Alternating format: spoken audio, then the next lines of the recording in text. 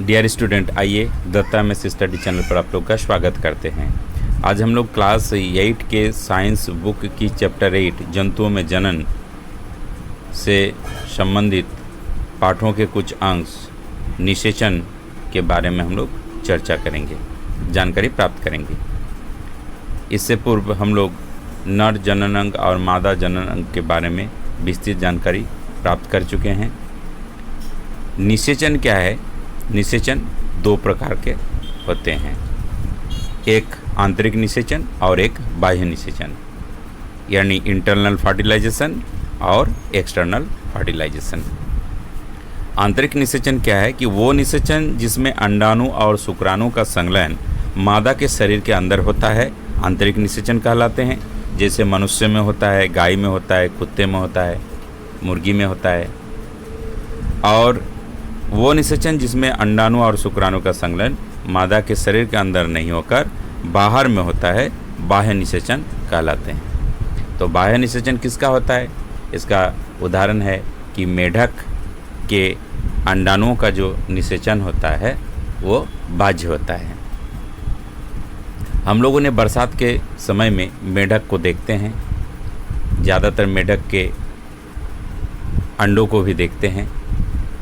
मादा मेढक जो है वो एक साथ सैकड़ों अंडे देते हैं, और अंडे क्या है, वो एक जेली की परत से एक के साथ एक जुड़ा रहता है।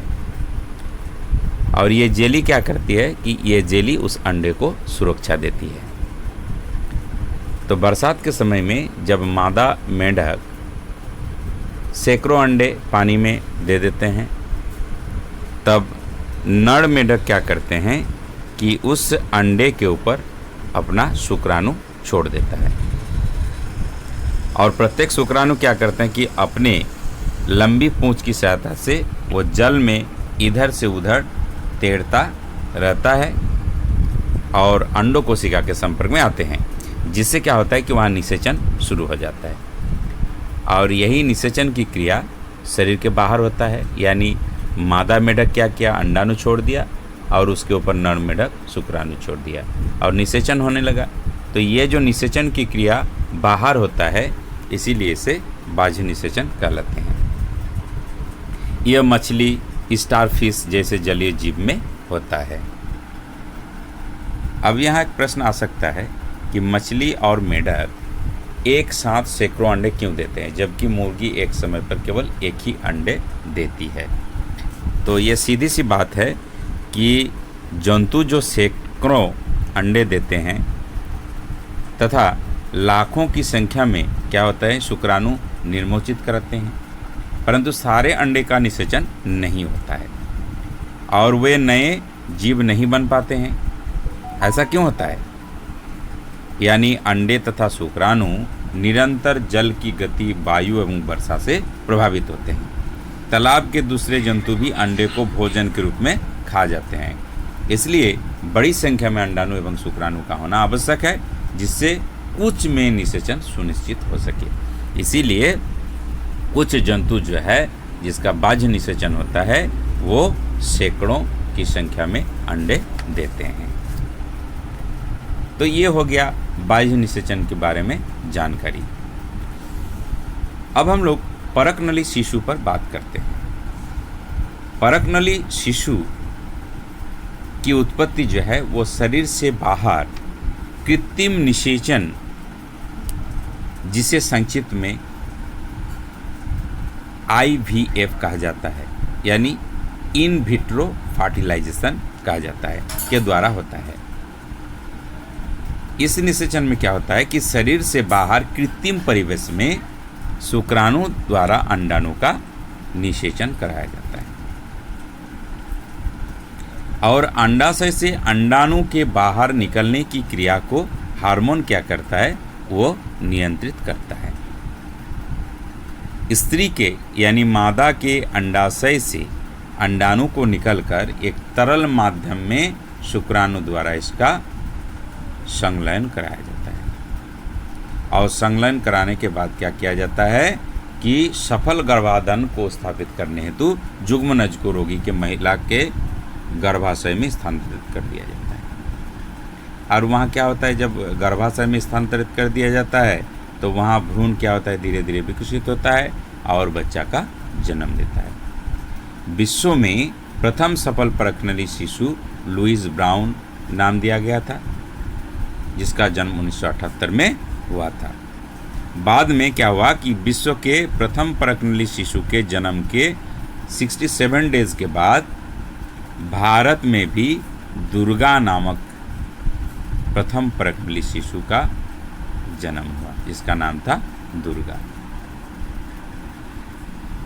और ये परखनली शिशु इसलिए इसे कहा जाता है क्योंकि इन विट्रो शब्द जो है वो लैटिन मूल का शब्द है, जिसका अर्थ है कांच के भीतर होता है। तो अगर प्रश्न आए कि भारत में परखनली शिशु का नाम क्या है, तो वो हो जाएगा दुर्गा। और विश्व में सबसे पहली परखनली शिशु का जन्म कब हुआ, 1978 में, जिसका नाम क्या था, लुईस ब्राउन। अब जब अंडाणु और शुक्राणु का संलयन हो जाता है, संलयन होने के बाद जब निषेचन की क्रिया पूर्ण होती है तो भ्रूण बनता है। तो भ्रूण का परिवर्धन के बारे में अब हम लोग चर्चा करेंगे कि निषेचन के परिणाम स्वरूप क्या होता है कि जुग्मनज बनता है, जाइगोट, जो विकसित होकर क्या होता है, भ्रूण में बदल जाता है। और क्या होता है कि जुग्मनज का लगातार विभाजन होता है। इसके फलस्वरूप क्या होता है कि कोशिकाएं समूहीकृत होने लगती है एवं विभिन्न ऊतकों और अंगों में परिवर्तित हो जाती है, और इस विकसित संरचना को भ्रूण कहते हैं।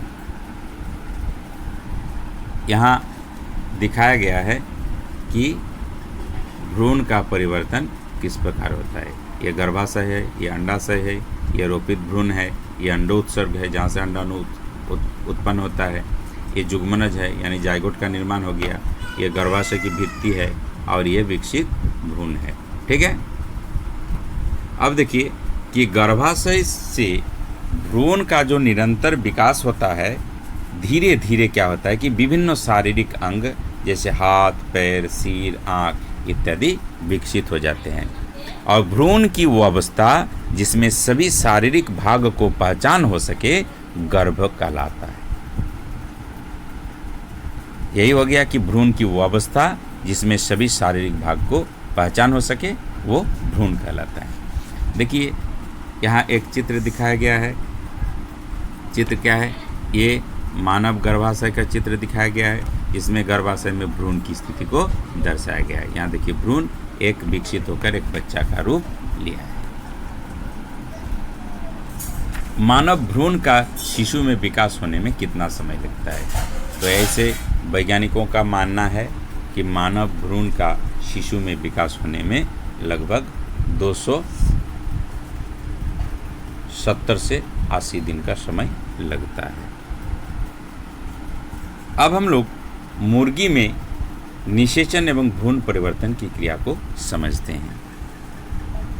मुर्गी में क्या होता है कि निषेचन के बाद जो जुग्मनज क्या होता है वो लगातार विभाजित होता है, और अंडवाहिनी क्या करता है कि वो नीचे की ओर बढ़ता रहता है, और इसके नीचे बढ़ने के साथ साथ इस पर क्या होती है, सुरक्षित परत चढ़ती जाती है। मुर्गी के अंडे पर दिखने वाला जो कठोर कवच भी है वो सुरक्षित परत है। जब कठोर कवच बन जाता है तो मुर्गी अंडे क्या करती है कि अपने शरीर से बाहर निकाल लेती है।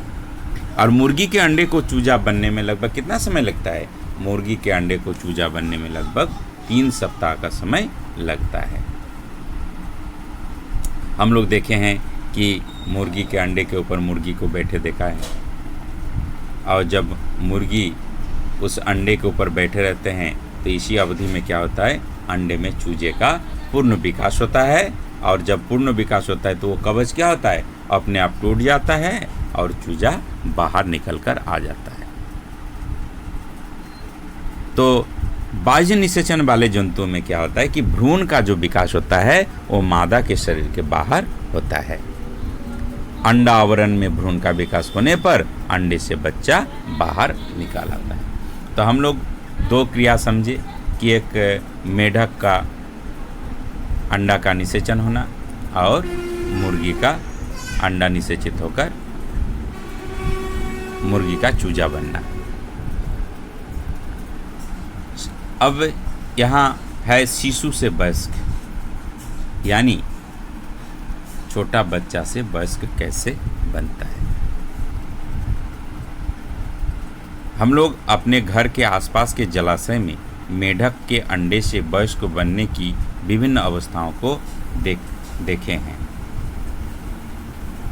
तो हम लोग क्या देखे हैं कि ये जो चित्र दिखाया गया है, इस चित्र को आप लोग ध्यान से देखिए। इस चित्र को ध्यान से देखिए। यहाँ देखिए, यहाँ चरण दिखाया गया है। क्या है? ये अंडे है। ये क्या है? आरंभिक टेडपोल, अंडे के बाद टेडपोल बना। फिर क्या हो गया? ये उससे विकसित अवस्था है। फिर ये क्या हो गया? एक पूर्ण मेढक बन गया। जब पूर्ण मेढक बनता है तो यहाँ क्या होता है कि पूर्ण मेढक, हम लोग यहाँ देखते हैं कि मनुष्य का बच्चा छोटी अवस्था में जैसे बच्चे होते हैं, बड़े अवस्था में भी वैसे ही दिखते हैं। लेकिन मेढक का बच्चा छोटे अवस्था में, यानी जब वो शिशु होता है, तो उस समय वो देखने में कुछ मछली जैसा दिखता है, जिसे टेडपोल कहा जाता है। और यही टेडपोल ही विकसित होकर क्या होता है? मेढक बन जाता है। तो क्या है कि बच्चा मेढक का शिशु और वयस्कों का जो लक्षण है, इनमें भिन्न है। विशेष परिवर्तनों के साथ टेडपोल का वयस्कों मेढक बन जाना ही कायांतरण कहलाता है। ये प्रश्न आता है कि कायांतरण किसे कहते हैं या कायांतरण क्या है? तो यही हो गया कि विशेष परिवर्तनों के साथ टेडपोल का वयस्क मेढक बन जाना ही कायांतरण कहलाता है। क्योंकि कायांतरण में क्या होते हैं? बच्चे तथा वयस्कों की शारीरिक संरचना में अंतर होता है।